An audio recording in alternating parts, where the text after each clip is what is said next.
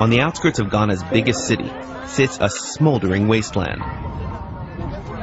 A slum carved into the banks of the Korle Lagoon,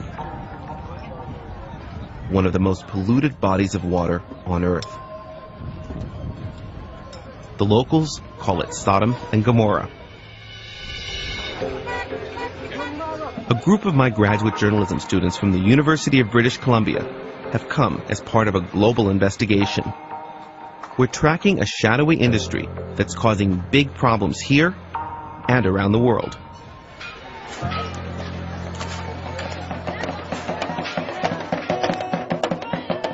Our guide turned out to be a 13-year-old boy named Alex.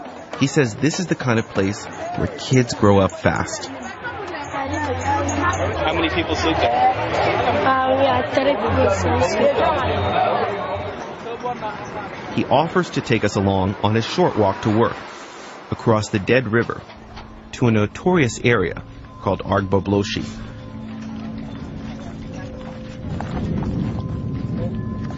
It smells. What does it smell like? Here. You see? It smells.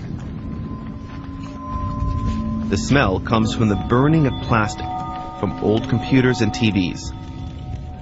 In the last few years, Agbobloshie has become one of the world's digital dumping grounds, where the West's electronic waste, or e-waste, piles up, hundreds of millions of tons of it each year. The boys scavenge a living from the metal remains. Look at this. Can't even find the words to describe it. There's no future. Mike Anane is a local journalist who's been writing about the boys at this e-waste dump. Life is really difficult, because they eat here surrounded by e-waste, so much burden, a lot of toxic substances, and they basically are here to earn a living. But you can imagine the health implications of having to work here for these children whose bodies are still growing up.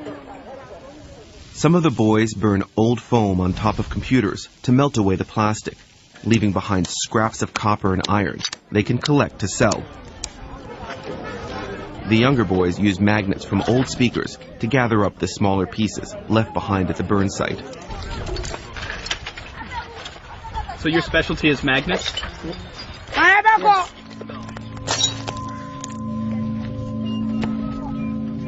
Even when the boys take a break, they're surrounded by this stuff. Anane says he also used to play soccer here when he was a kid, but that was when this was pristine wetland. Since then, he's become one of the country's leading environmental journalists. I'm trying to get some ownership labels. I'm collecting them because you need them as evidence. You need to tell the world where these things are coming from, and you've got to prove it. I believe in proving it. Yeah. I believe in documentation. You have to prove it. Now, just look at this. What's that? School District of Philadelphia. Most Americans have no idea their cast-off electronics are being shipped to the other side of the world. When containers of old computers first began arriving in West Africa a few years ago, Ghanaians welcomed what they thought were donations to help bridge the digital divide. But soon a whole shadow economy sprung up around the shipments. Exporters learned to exploit the loopholes by labeling junk computers donations, leaving men like Godson to sort it out. Yeah. This is where we kept our goods. He bought this container from one of the shippers and moved it to this lot near the port. Tell me about this stuff. Where's it from? Some are from Germany and UK, and also America. All the way from America, wow. He sorts through them, looking for working electronics that can be sold. Tell me about how much works roughly when you get stuff. What's the percentage? Maybe 50-50. Yeah, it's 50-50. After it's sorted, a lot of this will be dumped at the burn site outside of town.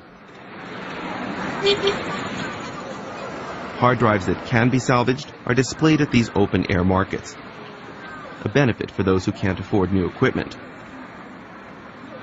But there's a hidden danger. many of these drives still contain the personal data of the original owners.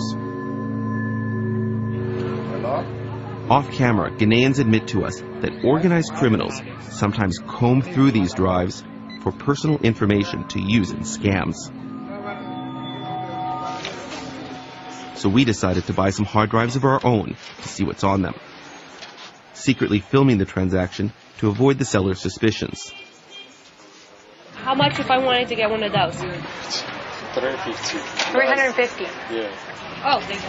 That's expensive. My students take the hard drives to Regent University in the Ghanaian capital and ask computer scientist Ina Kwesi Messiah to help us read them. Will we be able to see the information on the drive? Yes. From just hooking all that up? Yes, sir. Just as simple as Yes, that? sir. Within minutes, he shows us intimate details of people's lives, files left behind by the hard drive's original owners. Wow. And we find private financial data too, credit card numbers, account information, records of online transactions the original owners may not have realized were even there. Yeah, I can get your bank numbers and I retrieve all your money from your accounts. How does that happen? It happens through, let's say, backup on the drive. In case you lost your card and I have the number, I can just log into the ATM card and then get every information about you. So basically you could see anybody's files. Anybody's file. If ever somebody gets your hard drive, he can get every information about you from the drive. Every information. No matter where it is hidden. That's particularly a problem in a place like Ghana, which is listed by the U.S. State Department as one of the top sources of cybercrime in the world. And it's not just individuals who are exposed. Here's one with a $22 million government contract. After leaving Ghana, the students and I analyzed the drives. We're surprised at what we found when we looked a little deeper. Authorized for local reproduction, so clearly they don't want this out. It turns out this drive came from Northrop Grumman, one of America's largest military contractors, and it contains details about sensitive, multi-million-dollar U.S. government contracts. Here's one with Pentagon, right? We find contracts with the Defense Intelligence Agency, NASA, even Homeland Security. We show the drives to James Jury, who works on data security for the FBI. He's particularly concerned about the potential breach at the Transportation Security Administration. The government contracting process is supposed to be confidential.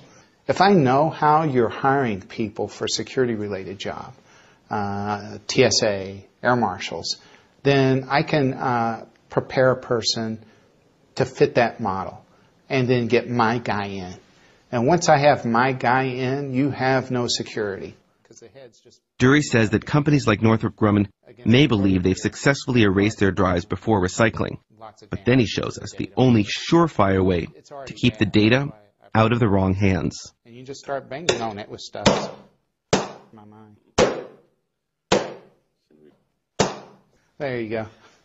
I'm guessing after that it's not going to spin up. Northrop Grumman refused to speak with us on camera. But they did issue a statement saying the potential security threat was disconcerting, and they pledged to investigate. Why don't we go in the front door? We should go in the front. Right now, there are no tough U.S. laws regulating the disposal of e-waste, leaving companies and consumers to sort out the claims of recyclers on their own. Can we bother you 2 secs? We have a couple of monitors we want to get rid of. We wanted to follow the recycling process ourselves, so wearing a hidden camera, the students drop off some e-waste at this facility on the West Coast. We're assured the e-waste will be disposed of safely and locally. And what they literally do is they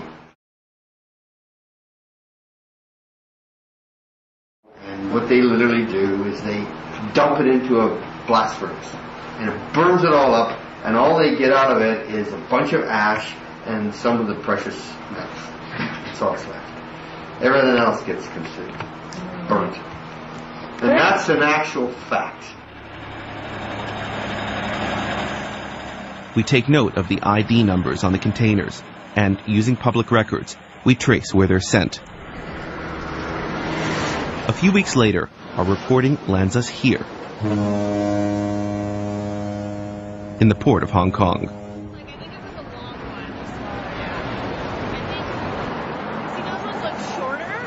We see for ourselves how hundreds of millions of tons of our old electronics are slipped out of North America into the world's biggest shadow market for e-waste. Just a few miles from the port, hidden behind 8-foot-high corrugated walls, we see mountains of computer monitors, printer cartridges from Georgia, relics of old video arcades. In China, e-waste has become big business.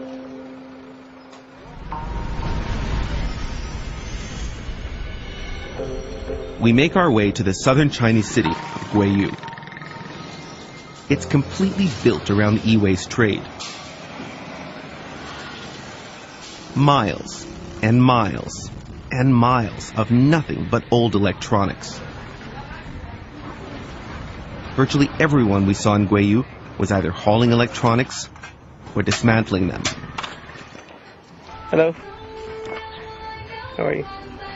Can you ask them, is it difficult work? 像这样的话也是要自己做工，光靠工人做的话就没办法做了。 Guiyu is the dirty little secret of the high-tech industry, really. Even the workers, they have no idea of the long-term impacts to their children. They don't realize what's really happening to their health. They're starting to... Jim Puckett is an environmental activist credited with discovering this harmful e-waste route to China. Every time I put my hand down in, I pull up another piece of computer. Unbelievable. This video, shot in 2001, was the first anyone had documented of Western computers being dumped in Guiyu. He found tens of thousands of people working here in the toxic trade. I'm not sure what these components are. We invited Puckett to join us on our visit to Guiyu this year, and he says it's only gotten worse. I was there first in 2001, and it was shocking enough then. It had gone from very bad to really horrific. And what is happening there is rather apocalyptic. Behind these chimneys are the burn stations, all retrofitted. I smell the solder here. Let's get out. One of the most disturbing things Puck shows us is taking place behind closed doors. Women literally cooking circuit boards to salvage the computer chips, which have trace amounts of gold. They're slowly poisoning themselves with lead fumes. So all these old motherboards and other types of circuit boards are being cooked day in and day out, mostly by women, sitting there breathing the lead tin solders. It's just quite devastating. We wanted to know who's making money off this hazardous work. And that brought us to downtown Hong Kong, home to hundreds of companies that import e-waste into China. No one here would speak to us on camera, so we filmed surreptitiously. Jim Puckett and I arranged to meet one e-waste broker who was willing to explain the e-waste trade from the inside. Oh, you're hard to find. But you've never had any trouble with customs bringing it across by the trucks? The man explains how American e-waste makes its way into China, despite laws intended to stop it. If we were to send you our material, would our recyclers get in trouble with the Chinese government if they find their material coming into mainland? Okay, I can only say that if they get caught, there's nothing to do with you. Because yeah. I buy from you, and then I sell to him. He's buying from me, he's not buying from me. The man says since Hong Kong ships millions of containers to the U.S. and most return empty, it's cheap to load them with e-waste, and too expensive to dispose of the waste safely, no matter what recyclers claim. Due diligence and checking how environmentally safe it is. I can only say one thing.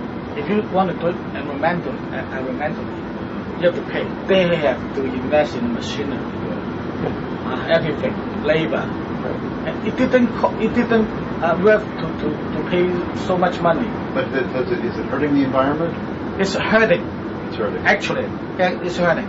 But there are limits to a certain place. And you have to think about in this way. China is a developing country. They have to go through this process.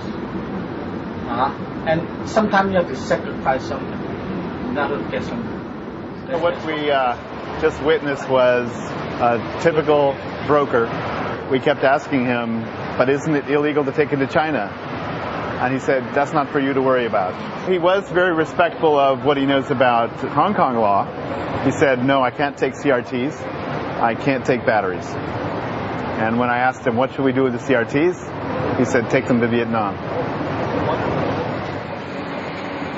Vietnam, Malaysia, Pakistan. The list of digital dumping grounds keeps growing.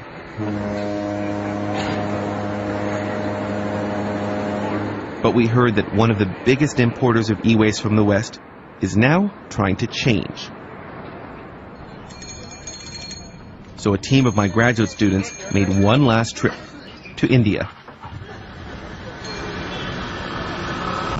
No longer just a dumping ground, India is now generating its own e-waste at an alarming rate, thanks to a growing middle class with a taste for high tech.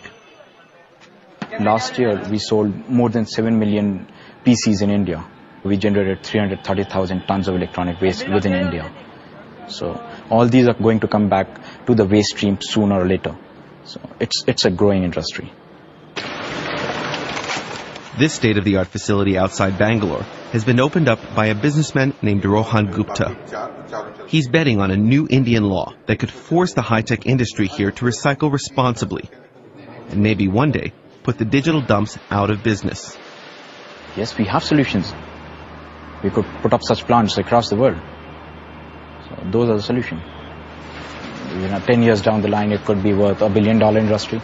He says one recycled bit at a time, the profits might really begin to add up.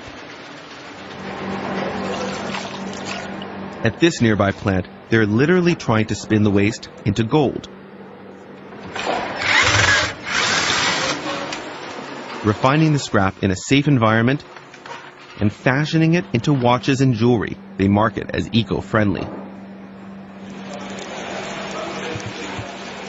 Plants like this could become part of a global network of certified e-waste recyclers that Jim Puckett's group is trying to get off the ground. But even Puckett realizes it's an uphill struggle.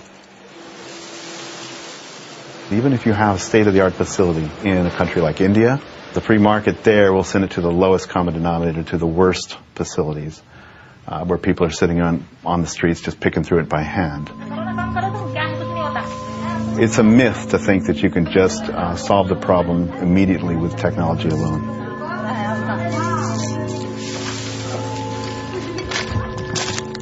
Before leaving India, the students find some telltale signs of back-alley e-waste work. A trail of stripped circuit boards. Which brings us to this locked courtyard. Inside, the toxic trade continues.